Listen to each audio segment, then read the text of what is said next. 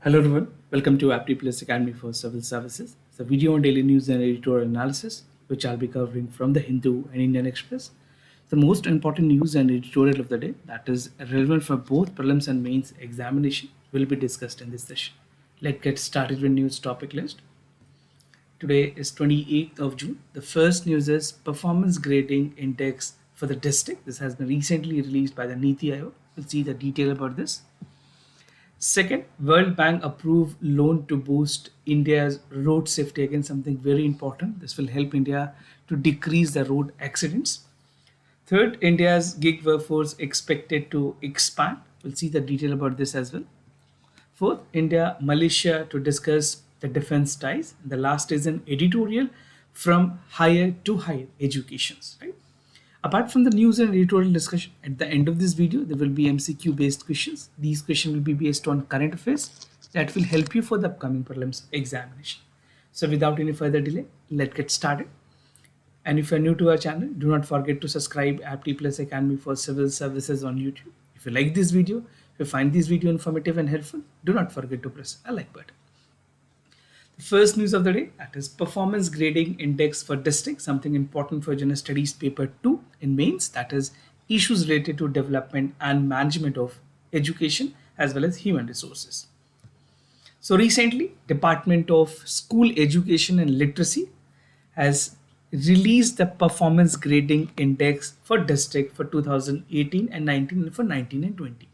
So Department of School Literacy, that is under the Ministry of Education. Right? Now PGI, that is Performance Grading Index for district, assess the performances of the school system at the district level and create an index for comprehensive analysis. So this particular data is taking care of all the data that is relevant at the basic hierarchy of understanding the level of education of our children. So this is something which call for the basic level at the district level, and the performance is being rated for the districts. Now the performance report actually, so the Performance Grading Index report, also known as PGID, this report that grade, and for year 2018 and 19, the total number of districts was 725. But for this current report, that is for 2019 and 20, the number of districts has increased to 733, right, across the state and the union territories. So about the performances, Rajasthan Sikhar district has topped the performance. This again become important for many competitive examination apart from UPSC civil services examination. This is followed by Jhunjhun and Jaipur. So these are the districts that have performed better in terms of the index. Now the All India report shows that 33 states and union territories have improved the PGI score for 2019 and 20 compared to the previous year. And even Andaman, Nicobar, Punjab, Arunachal Pradesh has improved their ranking by more than 20%. So these are the performance level for all the districts that was adequately reported in this.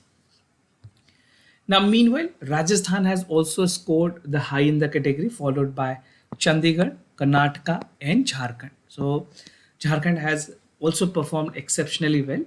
Among the overall performances, अगर state और union territories की बात करें, Punjab, Chandigarh, Kerala, Andaman, Nicobar and Tamil Nadu are the best performer. The 5 top achiever will go to Chandigarh, Gujarat, Kerala, Delhi and Maharashtra. Although in Delhi, for public school, the quality of school has improved to a larger extent. Now only 2 states, namely Madhya Pradesh and Chhattisgarh, have scored less than 2018-19. तो जो 18-19 की categories की report थी उससे कम की performance रही है इस बार में मध्य प्रदेश और छत्तीसगढ़ की. All the most of the states have perform exceptionally well. Now categories की अगर बात करें, the PGID structure has a total weightage of 600 points that is grouped under 6 categories. इसमें 6 इंपॉर्टेंट कैटेगरीज होते हैं. If it is being asked in examination, you have to mention there are only 6 categories are there. The first is the outcome, second is effective classroom transitions, third is infrastructure facilities, उसके अलावा student की किस तरह से entitlement दी जा रही है वो, school safety and child protection is other criteria, digital learning and governance process. So these are the 6 important criteria upon which the rating was given to the districts. ना ग्रेडिंग सिस्टम्स की अगर बात करें, the index organises 10 grade और हर grade की अलग अलग nomenclature है. For the best it is called Daksh and for the lowest it is called Akshni 3. So Daksh districts are those districts that has 90% of overall categories, and Akshini is those have only 10% of the performance indicators. In between that, there's other category called Utkarsh, उसके बाद Uttam, then again Uttam, the Parishtha, then again Pristha 2, Pristha 3, and then Akanshi and Akanshi 2. So these are some of the categories upon which the grading system has been given depending upon their performance as per the percentages. Now the other news, World Bank approved loan to boost India's road safety, something important for general studies paper 2 in mains. That is important international institutions, agencies for their structure and mandate. So recently the World Bank has approved $250 million loan to support Government of India road safety program for 7 states, which will have which basically have a single accident reporting number that will be set up for a better management of the road accident or crashes.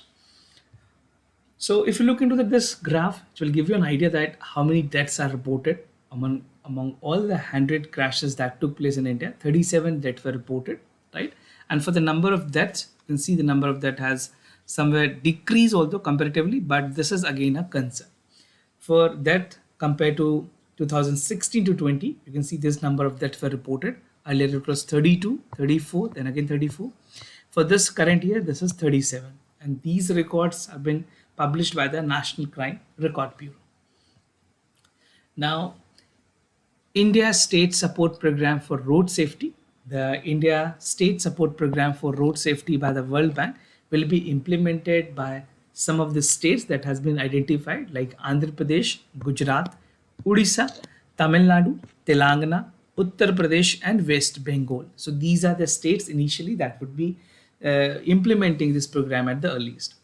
Now the 250 million variable spread from the loan is from the International Bank for Reconstruction and Development at the maturity of 18 years, which will have a grace period of 5.5 years. So this is the assistance that is coming directly from the World Bank. Now, क्या advantages होंगे इस तरह की project की? This project will focus on strengthening and streamlining the management capacity that will lead to the agencies for the road safety in the states which I have mentioned. And the project will also reduce the accident or road crashes in India. The project will establish a national harmonized crash data system, जो कि data record में रखी जाएगी, and analysis of which will be used to construct a better road safety programs by the Government of India. The project will also provide incentive to the states to leverage private funding through public-private partnership. Triple P model पे काम की जाएगी, and again concession for the pilot initiative will also be given. So this is how the entire execution process will go ahead. Now, road crashes impact की अगर बात करें economy में किस तरह से इसकी impact होती है, if you look into some of the important data that is again important for your examination, like only 1% of the world vehicle is from India, and India account for almost 10% of the crash related death, right? The poor household bears the high proportions of the socio-economic burden, चाहे वो road crashes की बात हो, क्योंकि जो accident के बाद medical examination है, जो medical expenses होती है वो काफ़ी high है, right? So due to loss of income, the victim unable to make the good basically hospitalization or you can say the best medical जो उनके support मिलनी चाहिए वो उनको नहीं मिल पाती. The reason being the deaths were also high in these category of people. Now, according to the World Bank study, road crashes are estimated to cost Indian economy between 5 to 7% of their total GDP, right? Because of that, these are the losses that has been made, right? Even अगर आप contributions की बात करें health care sector में वो भी इतनी नहीं है जितनी ज़्यादा हमें loss हो रही है. So these things definitely need to take into consideration if you are writing in mains paper. You need to highlight these are some of the factual points that you can use as a fodder point in the mains paper. Now, India's gig workforce expected to expand, something important for General Studies Paper 3, Indian economy and issues related to planning, mobilization, resource growth and development. So according to Niti Aayog latest report, the report was titled as India's booming gig and platform economy, जिसमें ये बातें highlight की गई है that India's gig workforce will grow to 2.35 crore by 2029 and 2030 from 77 lakh at present, right? So this is an anticipations, this is a target, this is a projections that has been made by the Niti Aayog. According to the paper, it says that by 2029 and 2030, gig workers will account for 4.1% of the income in our country and 6.7% of the non-agriculture workforce. Now, NITI Aayog की कुछ findings है gig workers को लेकर के, will see that according to the NITI Aayog research 68 lakh gig workers are there in 2019-20, which account for 2.4% of Indian non-farm employment or 1.3 of the total workforce, right? Both for main and subsidiary status. Now in 2020 and 21, this is 2.6, number has marginally increased for the non-agriculture workforce and 1.5% for the entire workforce in our country. According to the analysis, जो employment elasticity की अगर बात करें for the gig worker to the GDP was consistent with higher than the general employment for like 2011-12 to 19-20, right? So definitely this is a time India is although a booming economy because of the COVID-19, we have seen some restrictions, but gig economy is definitely expected to grow. Industry wise contributions की अगर बात करें, according to the survey, the retail and sales industries have been employed for 26.6 lakh gig workers, and transportation industry is employed for 30 lakh. I'll give you a graph that will give you an idea कौन से sectors में कितनी performance है. The industrial sector employed about 6.2 lakh of the people, and financial and insurance sectors around 6.3 lakh. According to analysis, जो gig workers हैं, they require different abilities like to deploy on the domains of medium skill, which is again, this will also last till 2030. The reported point out this that the emerging positive trend suggests that women are also likely to be the part of the platform job, that in terms of education and after their marriage, they will also be the participant in the gig economy. Now, this is a bifurcations about the gig workforce in India. The Niti Aayog in its report has said that this is something that is expended for retail and sales. I've told you in the beginning, 26.6. For transportation, it is 13 lakh. For finance and insurance, it is 6.3 lakh. For manufacturing, 6.2. And for education, it is 1%. And Niti Aayog report stated that 31% are in the low skill job, 22% are in the high skill job, and 47% in the medium skill job. I'll give you that in write-up also.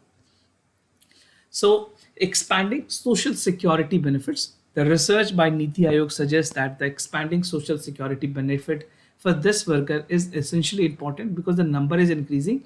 Accordingly, government has to provide some social security benefits. Gig worker often have low moderate level of education and they seek flexible work schedule. The principal source of income is not from the gig labor. They are even frequently holding the another regular income in addition to it.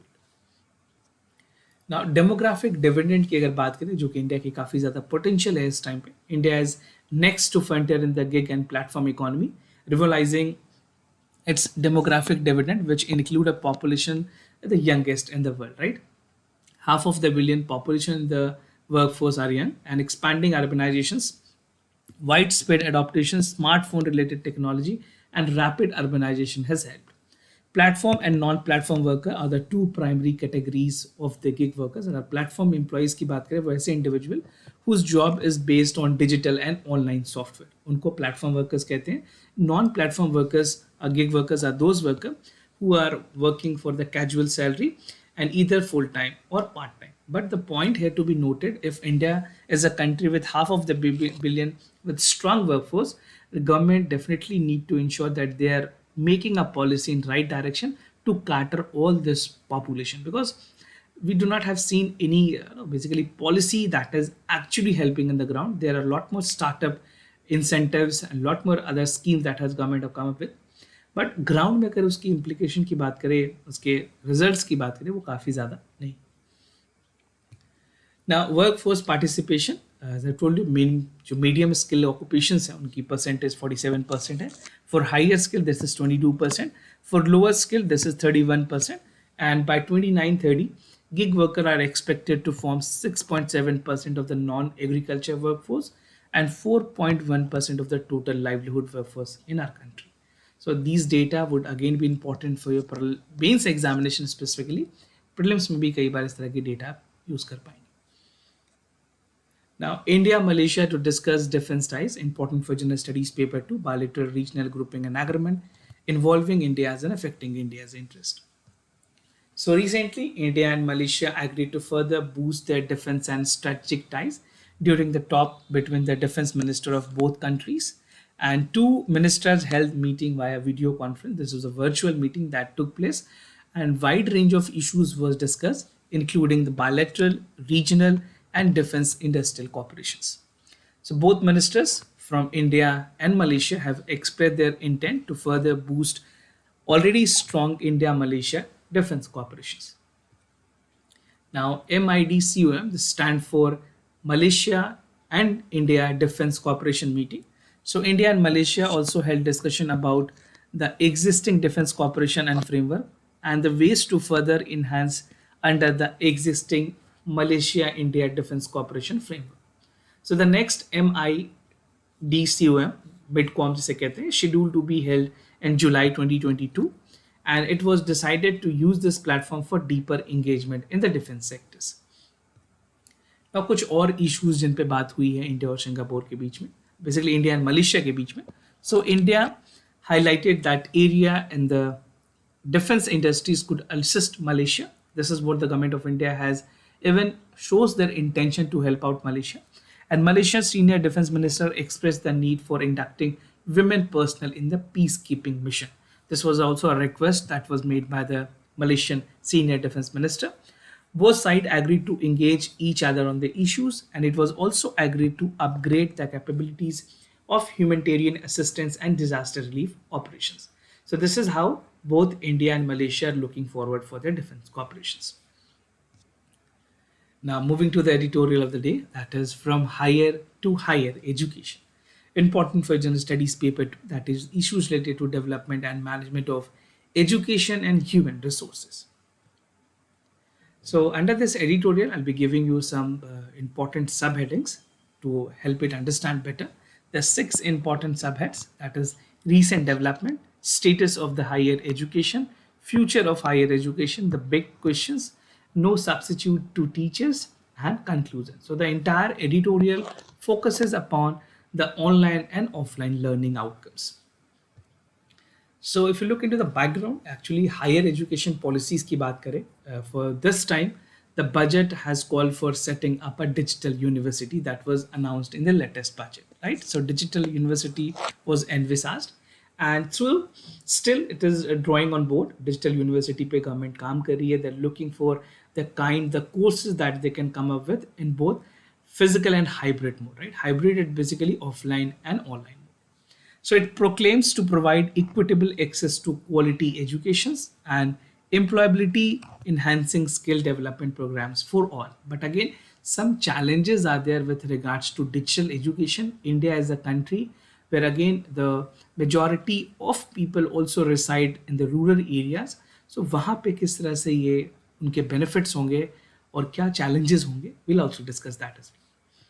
Now recent developments की अगर बात करें, the University Grant Commission has relaxed the norms and standard for setting up open universities.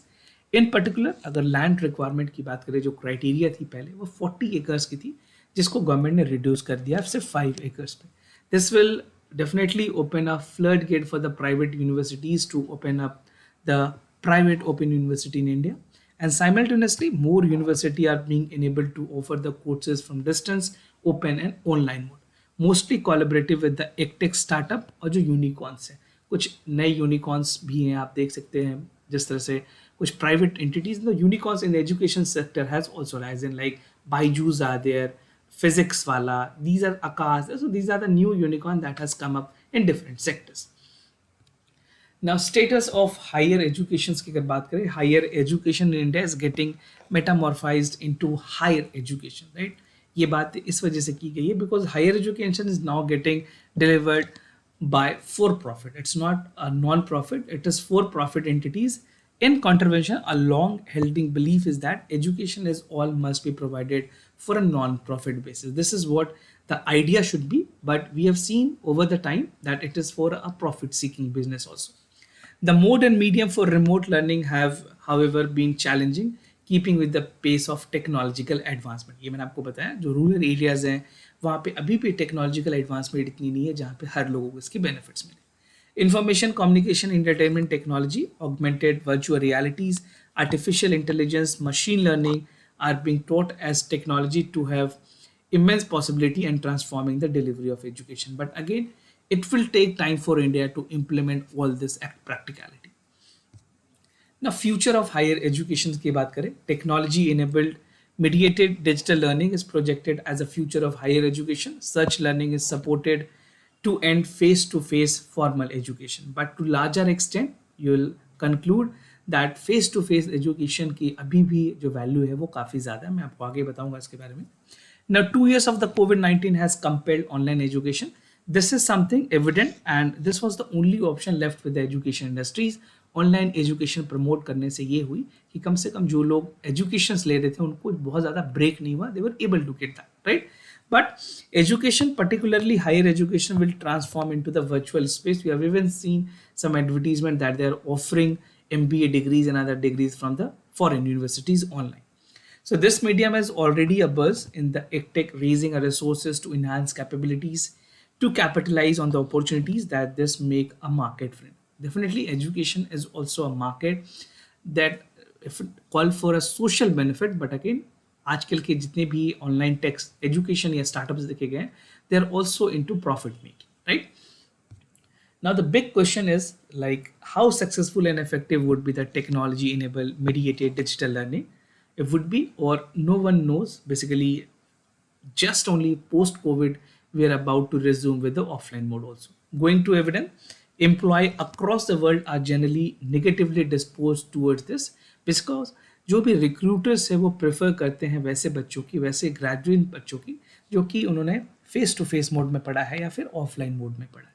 So this is a ground reality that also should be evident while taken into consideration, because अगर आप online MBA की degree लें या किसी तरह की degree लें, that is also not going to help because the recruiters want the people who have graduated from offline mode or face to face mode. That is same, right? Now, no substitute for teachers. Digital delivery and technology integration in education may be undoubtedly serve for purpose. This definitely help to serve the purpose, but again, जो level of intentions होती हैं, जो questions problems, even for if you have any problem, you can ask the question. That is not possible in the online mode. This is somewhere possible in the offline, right? Higher education must be intended to embark keeping the peace with the achievements. Technology can effectively leverage the quality education and tools. Now, but the fact of the matter is that technology can supplement, no substitute to the teachers, right? Teachers have their own place. The doubt clearing sessions and more other things, the level of interaction that we have is something, it's giving you a psychological satisfaction also when you have a teachers with you. Now, conclusions. At higher education, it is a lot more than borrowing content, delivering them online and outsourcing them. So the main core idea behind them is to impart a knowledge and understand the target audience. So this would render India to consumer of the knowledge, but we need to be focused on exploiting our full potentials to emerge as a producer of knowledge and providers to the global workforce. Again, in terms of overall ranking की अगर बात करें QS ranking या और भी जितने institutions की ranking होती है वहाँ पे इंडिया की ranking अभी भी poor है. So we need to improve that also. Before we get into the other digital mode, that is essentially required, that is a need of the hour. We also need to work towards the performance of our Indian universities. So this is how you can conclude your answers. Now, moving to the MCQ questions of the day. Before I proceed, just to tell you the answers of yesterday questions. For first question, the correct option was A. For second question, the correct option was C. Today's MCQ, the Technology and Innovation Report 2021 was released by United Nations Conference on Trade and Development, Economist Intelligence Unit, World Economic Forum, Global Entrepreneurship and Development Institute. So do check it out for the correct options. Second, the Food Waste Index Report 2021 is released by United Nations Environment Programme, International Food Policy Research Institute, Walk Free Foundation, or the New Economic Foundation. So you have to check for the correct option. These type of reports, indexes are again very important for the prelims examination. So this was all about for the daily news and editorial analysis followed by the MCQ questions. If you have any other concern, you can let me know. I'll be more than happy to assist you. For time being, I'm signing off. Thank you so much for watching this video.